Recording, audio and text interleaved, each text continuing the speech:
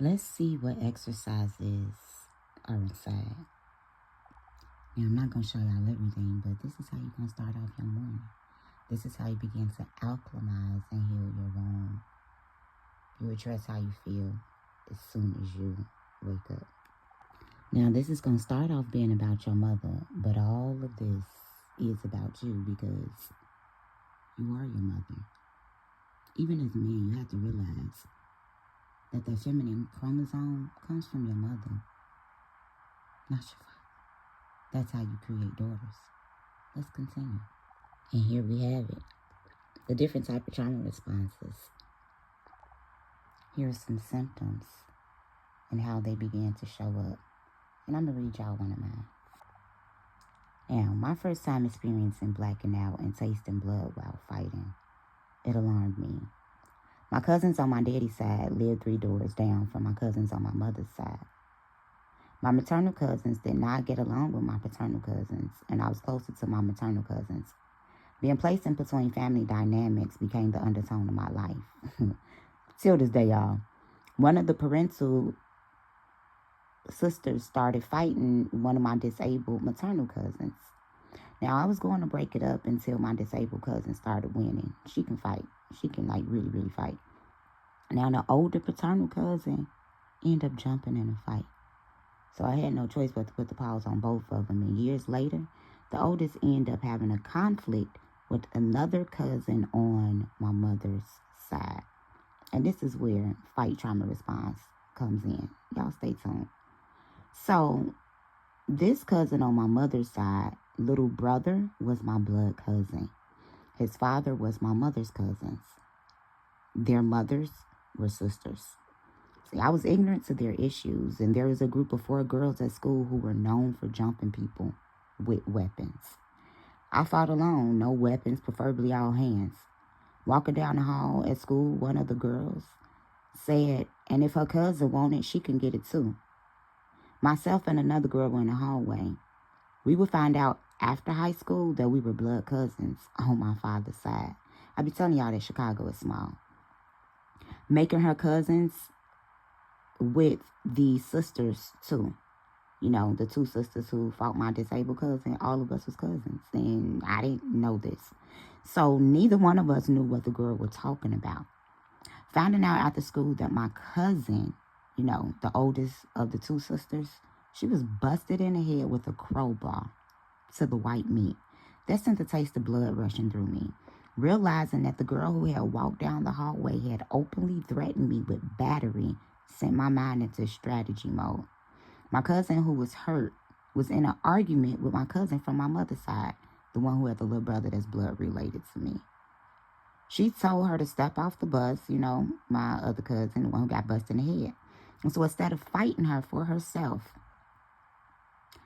my cousin ended up having her friend hit my cousin in the head with a crowbar, busted her head to the white meat.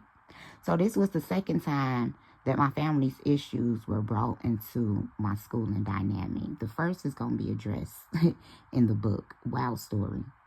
So it would contribute to my downward spiral in high school. I was no longer able to focus on my education, and survival mode became my norm. The following week, one of the girls started taunting me after class. Another started staring at me in a hallway, trying to intimidate me. Rumors started to spread that they had planned on jumping me. Mind y'all, I never had any type of arguments with these girls. This fight trauma response is going to kick in. And this is how I end up knowing that I definitely had complex post-traumatic stress disorder as a child. So I saw the first girl in the morning, and after last period every day, I approached her, asking her what her problem was. She stayed calm until her friend came running around the corner. I remember this like the back of my hand. Everybody actually formed a circle around us, like a good old Celtic Druid prayer circle. Ooh. So one of our mutual friends, because I dropped my stuff and I was ready to fight. The other young lady in the friend group and I were cool. We still cool to this day. She came and grabbed me and she pinned me against the locker. And y'all, she was literally begging me. She was like, Tierra, please do not do this. Please do not do this. Because she would have had to make a decision. These are the people that she grew up with in the neighborhood, but they knew she wasn't fit to make a decision, if that makes sense, because she's not no sway back. You know what I'm saying? So I stated she was a solid person and remains to be such till this day. I let the girl know that when I saw her out the first period that she needed to be ready to fight. When I told my parents what was going on, and that I was going to take them out one by one, they agreed. Getting jumped on with a weapon was not an option. The principal did nothing noting their criminal behavior. So, y'all, my trauma response ended up being fight for numerous of reasons. And I'm going to address this in the actual extended book on this, because this is just the workbook. This is just to get us prepped and started. This is not the book. I'm going to be going into why my trauma response ended up being fight. How my mama trauma response was fight. Y'all, my mama definitely... Okay, yeah. I developed a fear of being hit with a weapon. Being a sickly child and recently hospitalized contributed. Gaining enemies not earned plant more seeds of rejection. Do y'all not understand that? When you gain, teachers and administrators were aware of the mass bullying. This fight was on their radar. When I saw her, I told her to take her stuff off and fight. She wasn't talking. She wasn't waving her hands or mocking me like the previous day until a security guard came. She began to talk crazy, flailed her arms in an attempt to get to me.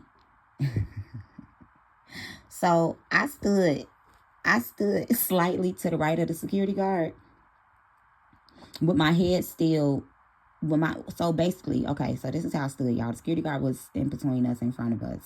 The girl reaching around her, acting like she finna hit me, acting like she trying to hit me or whatever.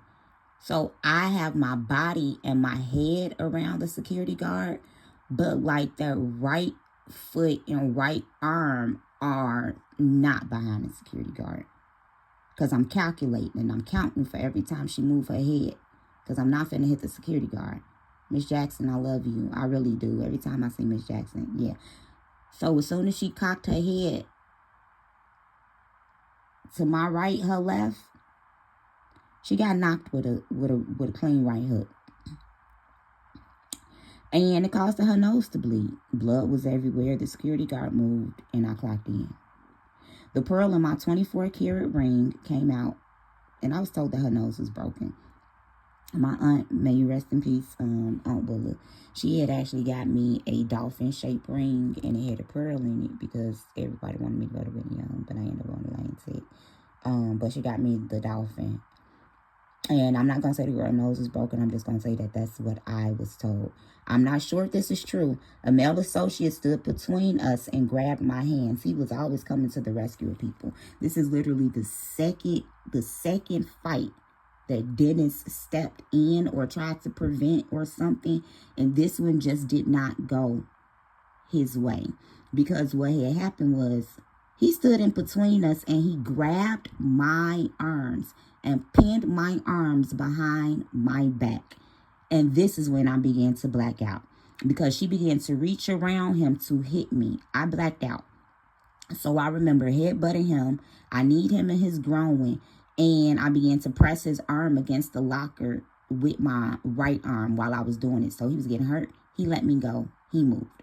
And I hurt her really, really, really, really bad.